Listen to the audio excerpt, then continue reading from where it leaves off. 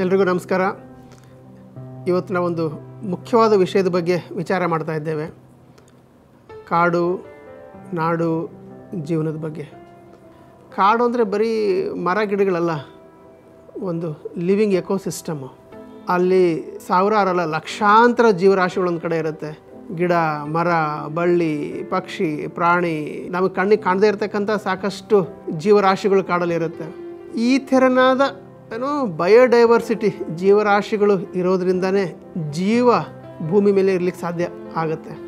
In fact ಜೀವ ಭೂಮಿ ಮೇಲೆ ಸುಮಾರು 3.5 ಬಿಲಿಯನ್ ವರ್ಷದಿಂದ ಇದೆ ಅಂತ ಹೇಳ್ತಾರೆ. ಅಷ್ಟು ವರ್ಷದಿಂದ ಇರಲಿಕ್ಕೆ ಅದು ಏನು ಕಾರಣ ಹುಡುಕೊಳ್ತು ಅಂತ ಹೇಳಿದ್ರೆ ಅದೇ ಬಯೋಡೈವರ್ಸಿಟಿ ಅಂತ. ಅಂದರೆ ವೈವಿಧ್ಯಮಯ ಜೀವ, ವೈವಿಧ್ಯಮಯ ಅವಲಂಬನೆಗಳ ಮೇಲೆ, ಕೆಲವೊಂದು ಕಡೆ ಪ್ರಿಡೇಟರ್ ಅಂತೀವಿ, ಪ್ರೇ ಅಂತೀವಿ, ಡಿಕಂಪೋಸರ್ ಅಂತೀವಿ, ಪಾಲಿನೇಟರ್ ಅಂತೀವಿ. ಅಂದರೆ ವೈವಿಧ್ಯಮಯ ಇಂಟ್ರಾಕ್ಷನ್ಸ್ ಮುಖಾಂತರ ಜೀವ ಒಂದು strong web of life create ಮಾಡ್ಕೊಳ್ಳುತ್ತೆ. ಆ ಸ್ಟ್ರಾಂಗ್ ಬೇಸ್ ಇರೋದ್ರಿಂದನೇ, ರಾಕ್ ಸಾಲಿಡ್ ಬೆಡ್ ಇರೋದ್ರಿಂದನೇ ಜೀವ 3.5 ಬಿಲಿಯನ್ ವರ್ಷದಿಂದ ಈ ಭೂಮಿ ಮೇಲೆ ಇರಲಿಕ್ಕೆ ಸಾಧ್ಯ ಆಗುತ್ತೆ. ಆಯಿತು, ಜೀವ ಇದೆ, ಬಟ್ ಬಂಡೀಪುರದಲ್ಲಿ ಜಾಸ್ತಿ ಜೀವರಾಶಿಗಳಿದೆ. ಆದರೆ ಬೆಂಗಳೂರಲ್ಲಿ ಒಂದೇ ಜೀವ ಬಹಳ ನಂಬರಲ್ಲಿದೆ, 1.5 ಕೋಟಿ. ಸೊ ನಾನಿಲ್ಲ ಆರಾಮಾಗಿದ್ದೀನಿ, ನನಗೆ ಯಾಕೆ ಕಾಡಬೇಕು ಅಂತ ನೀವು ವಿಚಾರ ಮಾಡಬಹುದು.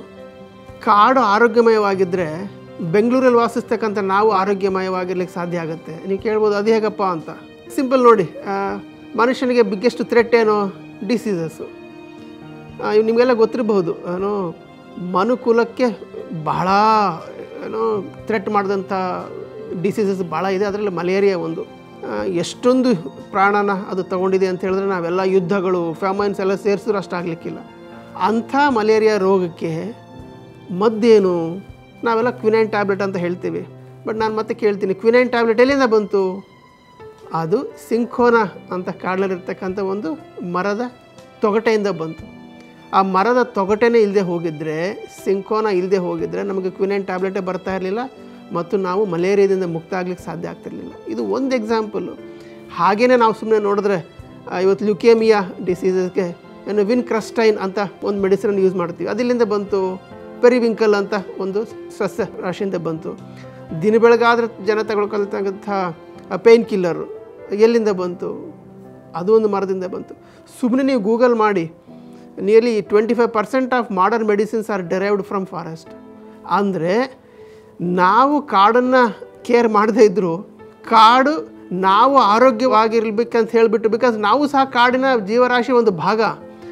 ಸೊ ಮದರ್ ನೇಚರ್ ನಾವು ಸಹ ಆರೋಗ್ಯವಾಗಿರ್ಬೇಕಂತ ಹೇಳಿಬಿಟ್ಟು ಅದು ಸಾಕಷ್ಟು ಸೊಲ್ಯೂಷನ್ಸನ್ನು ನಮ್ಮ ಮುಂದೆ ಇಡ್ತಾ ಇರುತ್ತೆ. ಆ ಸೊಲ್ಯೂಷನ್ಸೇ ಈ ಥರನಾದ ಮೆಡಿಸಿನ್ಸು. ಕಾಡು ಅಂತ ಹೇಳಿದ್ರೆ ಅದೊಂದು ಲ್ಯಾಬೊರೇಟ್ರಿ ಆಫ್ ಲೈಫ್.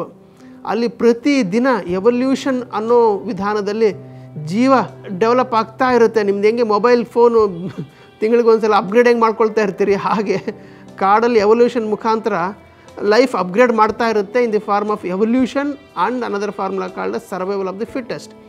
ಸೊ ಈ ಥರನಾಗಿ ಎವಲ್ಯೂಷನ್ ಮಾಡ್ತಾ ಸಾಕಷ್ಟು ಸೊಲ್ಯೂಷನ್ಸನ್ನು ಜೀವರಾಶಿ ಕೊಡ್ತಾ ಇರುತ್ತೆ.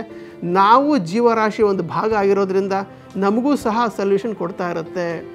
ನಾಳೆ ನೀವು ಯಾರಾದರೂ ಔಷಧ ತಗೊಳ್ತಾ ಇದ್ದರೆ ಆಲೋಚನೆ ಮಾಡಿ, ಈ ಔಷಧ ಲ್ಯಾಬ್ರೇಟ್ರಿಯಿಂದ ಬಂತಾ, ಕಾಡಿಂದ ಬಂತಾ ಅಂತ. ನಿಮ್ಗೆ ಗೊತ್ತಾಗುತ್ತೆ ಸಾಕಷ್ಟು ಮೆಡಿಸಿನ್ಸ್ ಕಾಡಿಂದ ಬಂದಿರುತ್ತೆ.